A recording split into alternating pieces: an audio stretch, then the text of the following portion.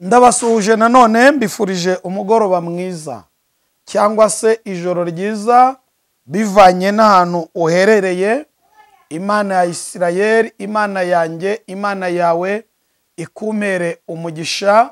Ni wa mwanya mwiza w'amasengesho y'ijoro wiryama tudasenze, cyangwa se ihumure n'ubutabazi buturuka ku Uwiteka. Imana rero ibamera umugisha, Imana inezeze imitima yanyu, ukuboko kwihoraho, ukuboko kwisumba byose kube kuri mwebwe mwe muri uyu mwanya, abari kure ndetse n'abari hafi. Ineza y'Imana ibe kuri mwe. Ndagira ngo dutangire dusenga, hanyuma twinjire mu ijambo ry'Imana muri uyu mugoroba cyangwa se muri iri joro. Impamvu mvuga nimugoroba biterwa n'ahantu umuntu ari aherereye. Hari abari nimugoroba, hari abari nijoro nk'uko natwe turi nijoro, hari n'abari mu gitondo badukurikira baciye mu bihugu bitandukanye, cyangwa bavuye bari mu bihugu bitandukanye.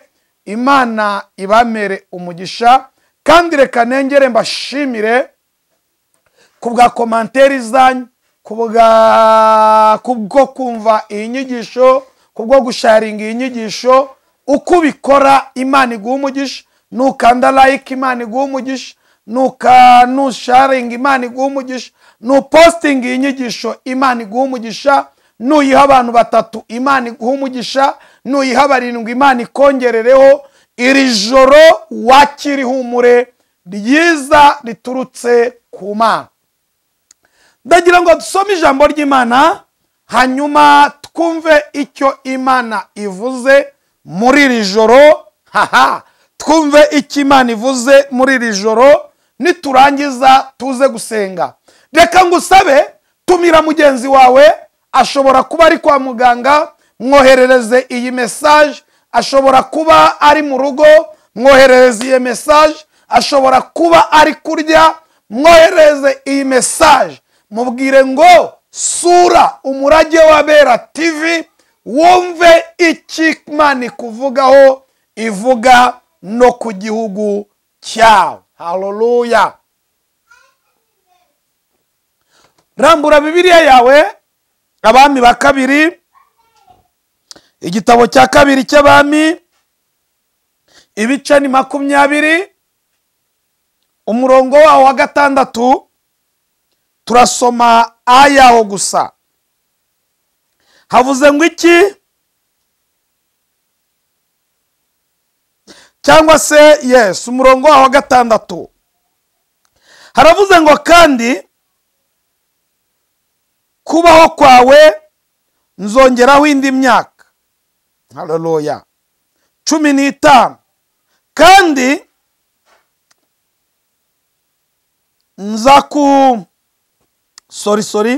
haravuze ngo kandi kubaho kwawe nzongeraho indi myaka 15, kandi nzagukizanya n'uyu murwa mbakize umwami wa Shuri. Nzawurinda ku bwanjye no kubwo umugaragu wanjye Dawidi. Reka mvuge mu nkundire mpanura ubuhanuzi bw'Abanyarwanda, message nahawe. Ndasoma Abami ba Kabiri ibice 26. Haravuze ngo kandi kubaho kwawe nzongeraho indi myaka 15, kandi nzagukizanya n'uyu murwa mbakize umwami wa Shuri. Nzawurinda ku bwanjye no kubw'umugaragu wanjye Dawidi, cyangwa se kuko turi mu Rwanda tuvuge ngo kubw'umugaragu wanjye Kagame. Yego, reka subiremo. Kandi kubaho kwawe nzongeraho indi myaka 15, kandi nzagukizanya n'uyu murwa cyangwa n'iki gihugu, mbakize umwami wa Shuri, nzawurinda kubw'umugaragu wa kubwanjye no kubw'umugaragu wanjye Kagame. Kagame ntago ari ukumusuzugura, mumbabarire, ni umubyeyi, niwe Mana, ni Imana, ni umugabo uhagarariye Imana muri iki gihugu. Buriya bantu benshi mujya murota inzozi, reka ko nkavugeho, ugasanga warose inzozi wayobewe icyo zisobanura. Nurota uri kumwe na perezida, jya umenya ko Imana yagusuye. Icyo perezida yavuga nonaha muri aya masaha 2 z'ijoro hano iwacu i Kigali, nonaha tukagira umugisha agahaguruka muri izi saa 2 z'ijoro ndi kuri kamera, akavuga ngo Pastor Xavier ejo mumwimure ahantu atuye, mumuhe inzu ya etaje yo kubamo. Ibyo ni ibyiyumviro byanjye. Mumushakire imodoka ya Range Rover cyangwa V8 yo kugendamo, mumukure we abana be mubashyire mu ishuri ryiza, umugore we mumuhe ministeri ayobore, kandi koko yabishobora, yanabibasha kuko abifitiye impamyabushobozi. Yego, mumuhe ministeri ayobore. Ndagira ngo nkubwire nta muntu n'umwe wabivuguruza. Nuryama rero, niyo mpamvu narimvuze ngo kubw'umugaragu wanjye. Yego, ni Imana yavuganaga na Hezekiya. Ndagira ngo mbwire abantu, iki ni igihe Hezekiya yari ari mu gihe kigoye. Umwami wa Shuri nawe yaramereye igihugu nabi, arimo ategura imigambi yo gusenya igihugu. Ariko ngo Hezekiya Imana imuvugaho. Haleluya! Imana igira ite? Imana imuvugaho, imutumaho umuhanuzi witwa Yesaya. Iramubwira ngo Yesaya we, genda ubwire Hezekiya, umubwire ngo numvise gusenga. Lepo etokeleba, umubwire ngo numvise gusenga. Kubwo gusenga kwe ubwanjye nzamukiza. Akira gukira. Urarwaye akira gukira. Uri kwa muganga akira gukira. Abaganga baravuze ngo ntuzakira. Nzanywe no kuguhanurira kugiye gukira. Nzanywe no kuguhanurira kugiye kuva muri ibyo bitaro. Ntabwo uzabigwamo. Nzagukiza. Ntabwo uzongera gusonza. Imana ije kuguha ibyo kurya. Imana ije kukwambika. Imana ije kwishyurira abana. Imana ije guhindura amateka yawe. Nzagukiza. Haleluya! Ngukiza umwami wa Shuri. Bivuze iki? Umwami wa Shuri yagambiriraga gusenya Isirayeli, nk'uko uyu munsi hariho abantu bagambirira kugirira nabi u Rwanda. Ariko nimwumve icyo Imana irimo ivuga. Yemwe bantu munteze amatwi, yemwe bayobozi b'igihugu, yemwe bayoborwa namwe bandi munteze amatwi, ndagira ngo munyumve. Haleluya! Wowe uneze amatwi, uri kure cyangwa hafi, niki Imana irimo ivuga ku gihugu cy'u Rwanda? Imana iravuga kugirira igihugu neza. Imana iravuga kuzamura igihugu. Imana iravuga amahoro mu gihugu. Imana iravuga iterambere mu gihugu. Imana irimo iravuga kwaguka mu gihugu. Imana irimo iravuga amabuye y'agaciro mu gihugu. Imana irimo iravuga peteroli na esansi mu gihugu. Haleluya! Imana irimo iravuga gukomera kw'igihugu. Haleluya. Imana irimo iravuga. Reka mpanure. Imana irimo iravuga ku banyarwanda n'abanyarwandakazi. Imana isanga Hezekiya aho yarari yihebuye, yibaza ngo biragenda bite, yibaza ngo igisubizo ni iki, yibaza ngo ni iyihe nzira. Imana iramutemberera. Nimwumve, Imana itemberera igihugu cy'u Rwanda. Imana igendereye abanyarwanda. Imana igendereye ubutaka bw'u Rwanda. Imana igendereye ikirere cy'u Rwanda. Imana igendereye abanyarwanda. Banyarwanda, Imana iratugendereye, irimo iravugana natwe, iravuze ngo iki gihugu nzakirinda, nzakirinda. Imana ibwira Hezekiya, iramubwira ngo perasikerebo, Hezekiya we, nzakurinda. Nimwakira uburinzi, nimwakira uburinzi, akira uburinzi. Iramubwira ngo nzagukiza, ngukizanye n'uyu murwa, ngukizanye n'iki gihugu, ngukizanye n'abanyarwanda. Nzagukiza, nzagutabara, nzahindura amateka yawe. Reka mbabwire bantu b'Imana, maze iminsi ndiho ntanga. Abarundi baravuze ngo ni ugusama. Maze iminsi ndiho ntanga, nibaza ku bantu bahagurutse, abadayimoni bahagurukijwe n'abazimu. Imana yarambwiye ngo aba bantu ntabwo ari Imana yabatumye. Barimo aba yicaye hose kubera gushaka views ngo biracitse, kubera gushaka views ngo karabaye, kubera gushaka views ngo ishyano riraguye. Ye baba we, oya oya oya oya oya. Iki gihugu kigiye gutembamo amahoro kuruta uko mwabitekerezaga. Iki gihugu kigiye gutembamo ituze kuruta uko mwabitekerezaga. Iki gihugu kigiye kwaguka kuruta uko mwabitekerezaga. Muri iyi myaka 5 mugiye kubona kugira neza kw'Imana, mugiye kubona ubutabazi bw'Imana. Nimunyumve bantu muneze amatwi, mwirinde mwirinde mwirinde mwirinde kumva aba bantu barimo basenya. Ndabihanangiriza, mwirinde kumva aba bantu barimo babiba amacakubiri.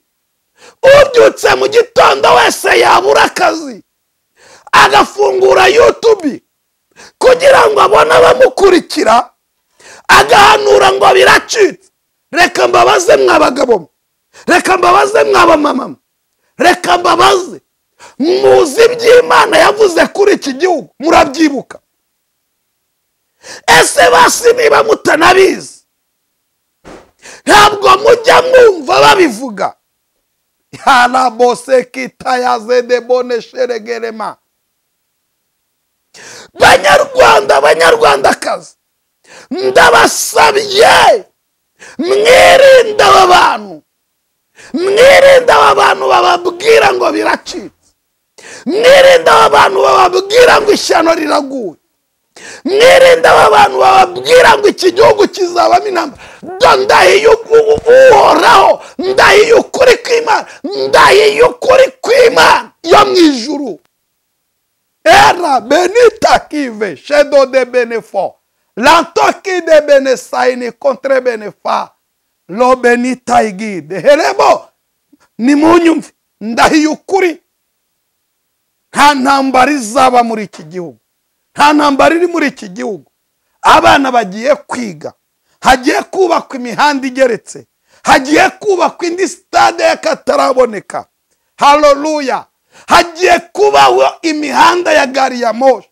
Imana irimo iravuga ngo irinze igihugu. Ndashaka gusenga. Imana isanga Hezekiya aho yarari, turi mu ijoro ryo gusenga. wiryama tudasenze.